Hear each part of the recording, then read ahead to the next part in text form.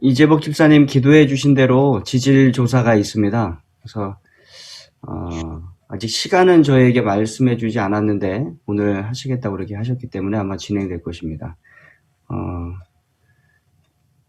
이제 거의 시작이죠. 지질 조사가 나오면 이 결과를 가지고 착공계가 들어가게 됩니다. 그러면 이제 건설업체가 선정된 건설업체가 바로 시작을 할 수 있게 그렇게 되는 것입니다. 합회하고는 이제 내일 안식일에 저희가 시공사를 선정하게 되면 합회하고는 기공 예배에 대한 일정을 저희들이 또 잡아야 되고 잡고 나면 또 바로 시작해서 계속해서 빠르게 진행을 해서 하나님께서 이루어 주시기를 기도해 주시기 바랍니다. 오늘 계속해서 법궤에 관한 말씀을 살펴보겠습니다. 먼저 사무엘상 6장 1절로 3절에 있는 말씀 읽도록 하겠습니다. 우리 이유철 장로님께서 1절을, 임춘예 집사님이 2절을, 또 신영순 집사님이 3절을 읽어주시기 바랍니다.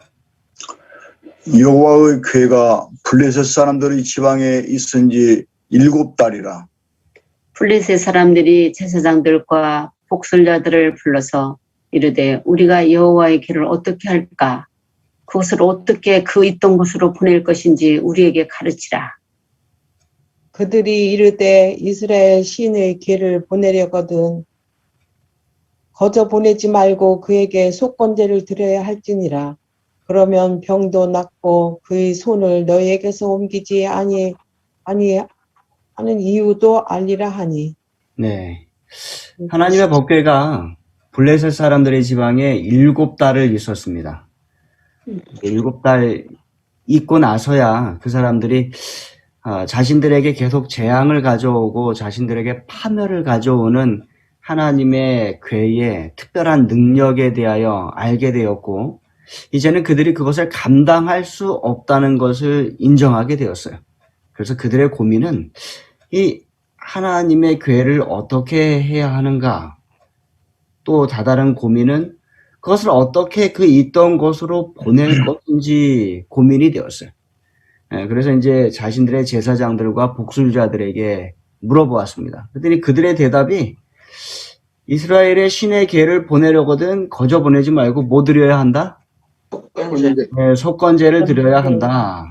그래야 이제 병도 낫고, 그래야 하나님의 손이, 그들의 하나님의 손이 떠나서 우리가 저주를 당하는 이유를 또 알게 될 것이다. 그래서 잘못된 방법으로 속건제를 드리기는 합니다. 그러나 하나님께서 그것을 용인하셨고 그것을 이제 보내도록 하셨어요. 어떻게 보내는가 하면 새끼가 달린 그 어미소에게 그 궤를 끌고 가게 합니다. 마차에 싣고. 부조와 선지자에 있는 말씀입니다. 588페이지에 있는 말씀을 우리 황수래 집사님 좀 읽어주시기 바랍니다. 마음대로 가도록 놓아주자. 그 암소들은 저희 어린 새끼들을 떼어놓고 울면서 베스메스 길로 향해 곧바로 나아갔다. 전사들이 손의 안내를 받아 참을성 있는 짐승들은 계속 저희 길로 나아갔다. 하나님의 임재가 법궤와 동행하여 지정된 장소에 안전히 도착하였다. 네, 신기한 일입니다. 암소들은 사람들이 끌고 가지 않았는데도 더군다나 뭐가 있었어요? 새끼들이 있었거든요. 새끼들이 있으면 짐승들은 사람들이 함부로 하지 못합니다. 그런데 암소들은 저희 새끼들이 있으면서도 그들을 떼어놓고 울면서 베세메스 길을 향해 곧바로 나아갔어요. 예. 부조와 선지자는 말하기를 하나님의 천사들의 손이 그 소들을 안내했고 짐승들은 참을성 있게, 짐승들이 참을성이 없는데 참을성 있게 계속 저희 길로 나아갔다. 이렇게 얘기합니다. 하나님의 임재가 법궤와 동행했다라고 우리에게 말씀하고 있어요. 이 말씀을 통해서 우리가 깨닫게 되는 것은 하나님께서는 하나님 자신이 그 모든 상황을 통제하실 수 있다는 것을 보여주셨습니다. 이스라엘 백성들은 그 교훈을 깨달았어야 됩니다. 비록 법궤를 빼앗긴다 할지라도, 그러한 아주 최악의 상황이라 할지라도 누가 그 모든 상황을 통제하세요? 하나님께서 네, 하나님 당신께서 그 모든 것을 통제하십니다. 그리고 또 하나의 교훈은 하나님께 귀중한 것, 하나님께 소중한 것은 하나님께서 보호하신다는 것이에요. 하나님의 법궤를 이스라엘 백성들은 보호할 수 없었습니다. 빼앗길 수밖에 없었어요. 그러나 이방 땅에 가 있던 그 법궤를 하나님께서 보호하셨습니다. 여러분 마찬가지예요. 하나님께 소중한 백성들은 하나님께서 보호하십니다. 아멘. 백성들이 바벨론의 포로로 잡혀가 있을 때 그들 자신이 그들을 보호할 수 없었어요. 그러나 하나님께서 그들을 보호하셨음을, 심지어는 사자굴에서도 보호하시고 심지어는 풀무불 속에서도 보호하셨음을 우리가 기억하시기 바랍니다. 아멘. 하나님께서 통제하시고 하나님께서 보호하시는 것입니다. 자, 베세메스 사람들이 들에서 바쁘게 밀을 베다가 소 2마리에 의하여 괴가 이스라엘로 다시 돌아오는 놀라운 장면을 목격했어요.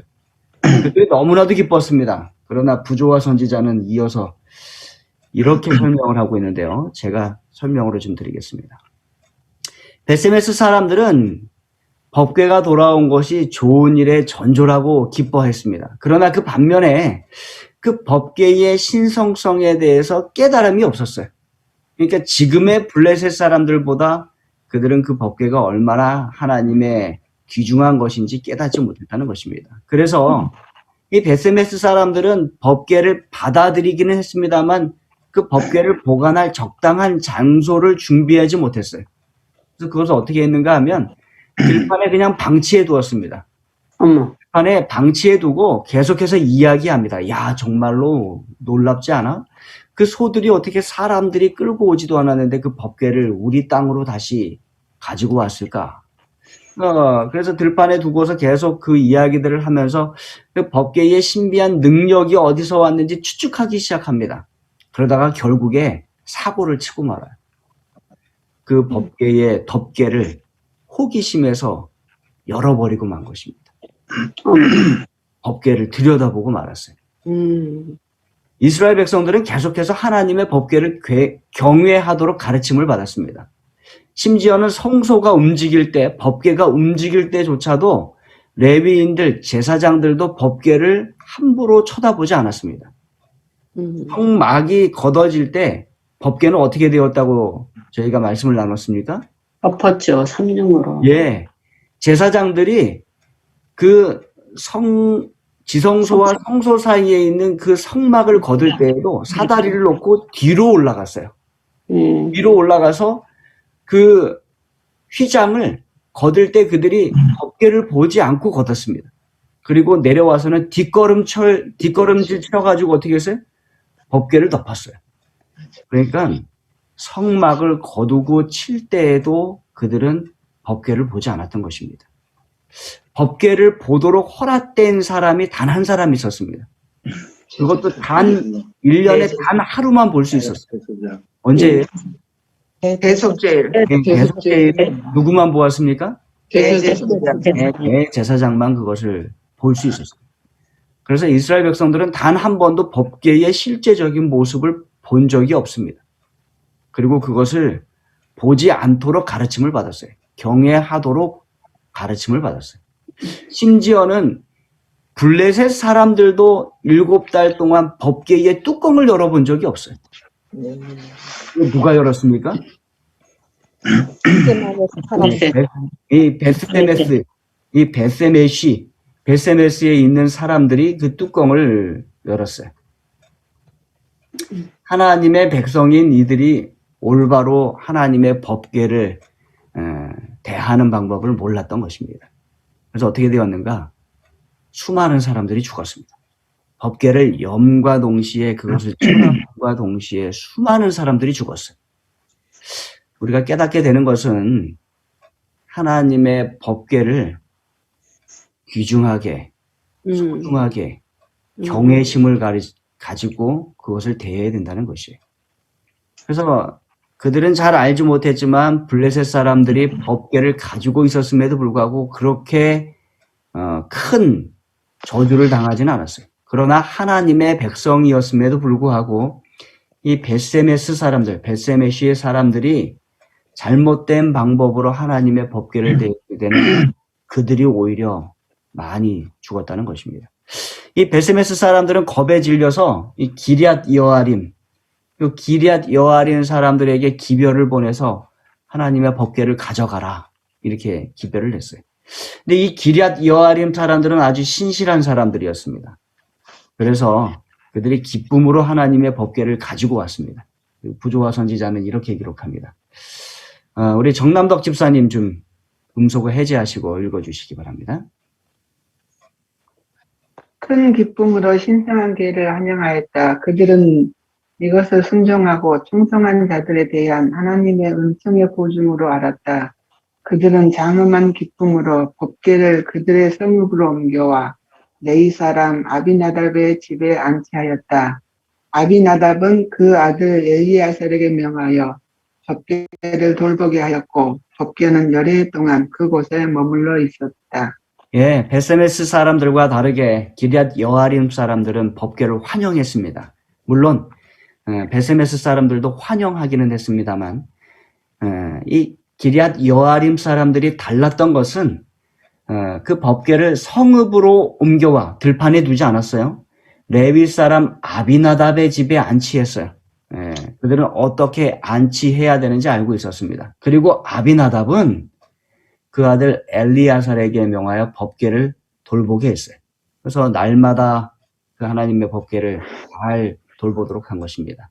그리고 법궤는 여러 해 동안 그곳에 머물렀다고 성경은 기록하고 있습니다. 20여 년간 그곳에 머물렀다고 합니다. 그리고 법궤는 그 집안의 축복이 되었어요.